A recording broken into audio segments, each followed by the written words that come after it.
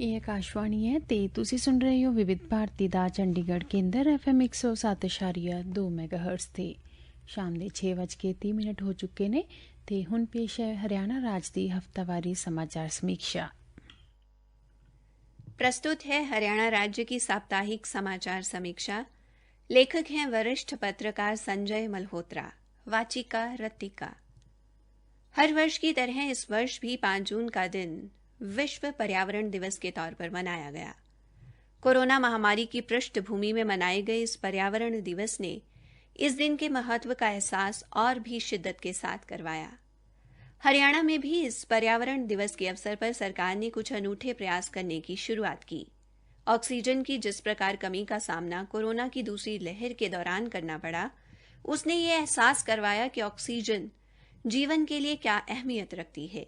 वायुमंडल में ऑक्सीजन की मात्रा तय अनुपात में बनी रहे, इसके लिए प्रदेश सरकार ने अपनी प्रकार की पहली प्राणवायु देवता पेंशन योजना शुरू की। प्राणवायु देवता पेंशन योजना की शुरुआत करते हुए मुख्यमंत्री मनोहर लाल ने कहा कि इस योजना के तहत सरकार प्रदेश में उन सभी पेड़ों का सम्मान करेगी जो 75 वर्ष की आयु पार कर चुके हैं और इतने सालों से निरंतर ऑक्सीजन प्रदान कर धरती मां की सेवा कर रहे हैं।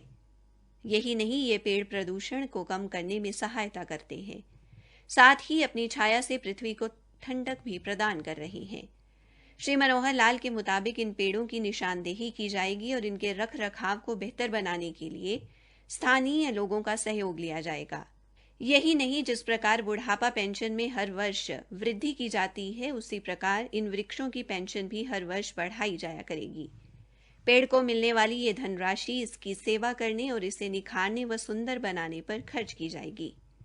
शहरी स्थानीय निकाय विभाग ये धनराशि उपलब्ध करवाएगा। इन पेड़ों की निशानदेही करने और इनकी गिनती करने का काम वन विभाग को सौंपा गया है। अब तक 2500 से अधिक ऐसे पेड़ खोजे जा चुके हैं जिनकी उम्र 75 वर्ष से अधिक है। इस पर्यावरण दिवस के अवसर पर कई और संकल्प भी लिए गए। प्रदेश भर में ऑक्सीवनों का निर्माण करना इनमें सबसे महत्वपूर्ण है। इस योजना के तहत प्रदेश भर में 3 करोड़ से अधिक पेड़ लगाए जाएंगे। इसके लिए बाकायदा जमीन का टुकड़ा नियत किया जाएगा। मिसाल के तौर पर पंचकुला जिले में बीड़ घग्गर इलाके में 100 एकड़ भूमि पर ऑक्सीजन वन की स्थापना होगी। प्रदेश की 8 लाख हेक्टेयर कुल कृषि भूमि के 10% हिस्से पर ऑक्सीवन लगाए जाएंगे। करनाल जिले में पुरानी बादशाही नहर के किनारे करीब 80 एकड़ भूमि में लगाए जाने वाले ऑक्सीवन अपने अंदर कई प्रकार की अनूठी विशेषताएं समेटे होंगे। इस वन में लगने वाले वृक्ष कुदरत की अलग अलग छटाओं को पेश करेंगे। मिसाल के तौर पर यहाँ एक भाग पाखी वन कहलाएगा, ये भाग पक्षियों को समर्पित होगा।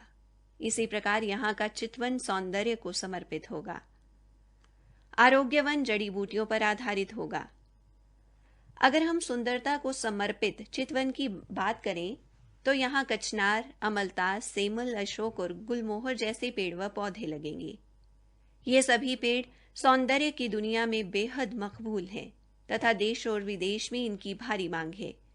वहीं आरोग्य वनों में तुलसी, अश्वगंधा, नीम, एलोवेरा और आंवला के पेड़ देखने को मिलेंगे।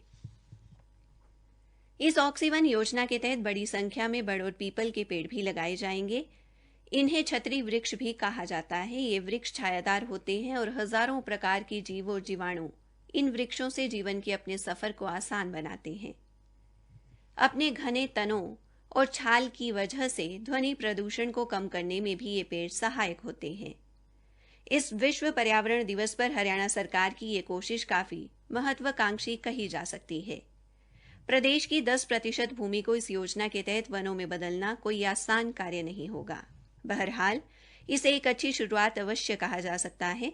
इस प्रकार की योजनाओं की घोषणा के बाद असली काम क्रियान्वयन का होता है। अक्सर योजनाएं सही कार्य योजना के अभाव में बीच रास्ते में ही दम तोड़ देती हैं। लेकिन इस योजना की विशेषता ये है कि इसके लिए बाकायदा फंड्स का प्रावधान किया गया है। प्राणवायु देवता पेंशन योजना इसका एक अच्छा उदाहरण है। अगर सही मायने में उम्र दराज पेड़ों की सही देखभाल की जाती है और नए वृक्षों को पूरी गंभीरता के साथ पोसा जाता है तो आने वाले समय में हरियाणा न सिर्फ प्रदूषण की समस्या का सामना कर पाएगा बल्कि पूरे देश के लिए एक मिसाल भी स्थापित करेगा। हरियाणा यूं तो मूल रूप से एक कृषि राज्य है। यहाँ करीब 81% भूमि पर खेतीबाड़ी की जाती है। वनों की दृष्टि से यह प्रदेश बहुत समृद्ध नहीं है।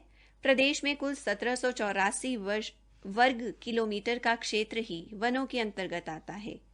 लेकिन अब इस क्षेत्र को न केवल बनाए रखने बल्कि विस्तार प्रदान करने की तरफ भी तवज्जो दी जा रही है। इस संदर्भ में प्रदेश में 3 करोड़ नए पेड़ लगाने की योजना सराहनीय है। प्राणवायु देवता पेंशन योजना या फिर ऑक्सीवन जैसी योजनाएं तभी सफल हो सकती हैं जब पूरा समाज इन योजनाओं के महत्व को समझे और इनकी सफलता को अपनी सफलता माने। पर्यावरण को लेकर आम आदमी निश्चित तौर पर जागरूक हो रहा है, लेकिन क्षेत्र में और प्रयास किए जाने की जरूरत है। इसी के साथ समाचार समीक्षा समाप्त हुई।